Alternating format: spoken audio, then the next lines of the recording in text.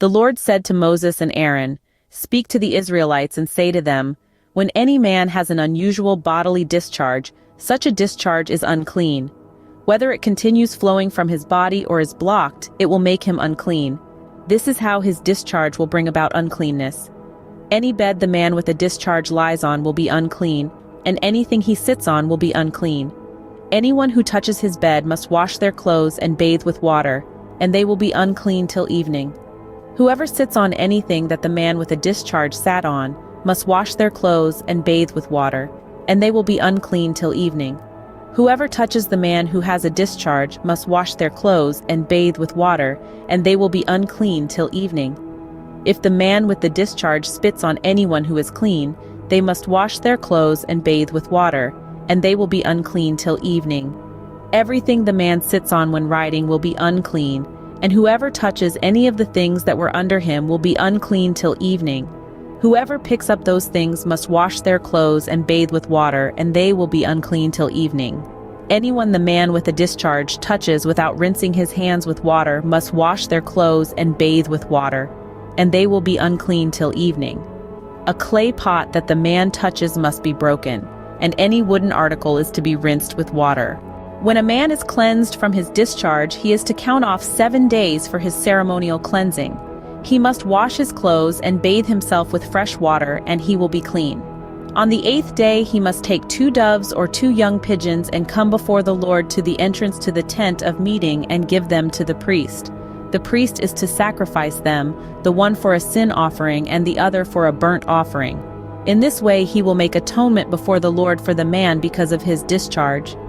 When a man has an emission of semen, he must bathe his whole body with water, and he will be unclean till evening.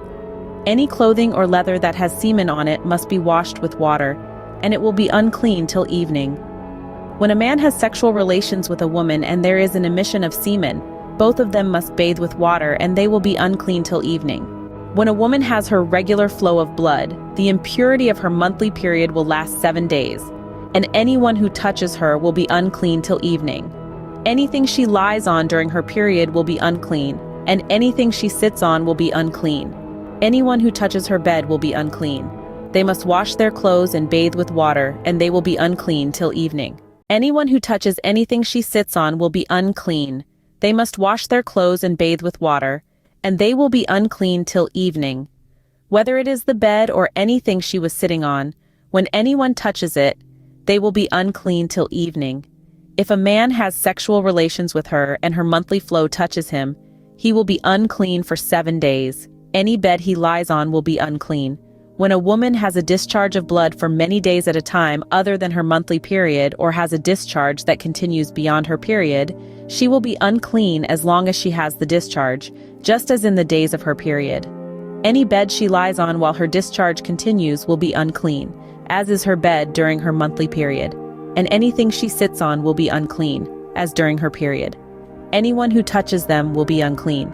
They must wash their clothes and bathe with water, and they will be unclean till evening.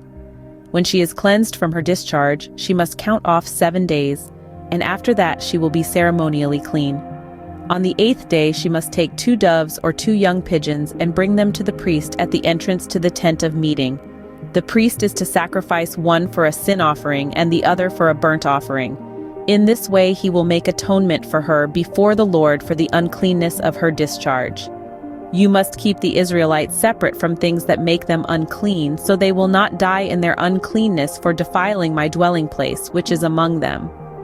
These are the regulations for a man with a discharge, for anyone made unclean by an emission of semen, for a woman in her monthly period, for a man or a woman with a discharge, and for a man who has sexual relations with a woman who is ceremonially unclean.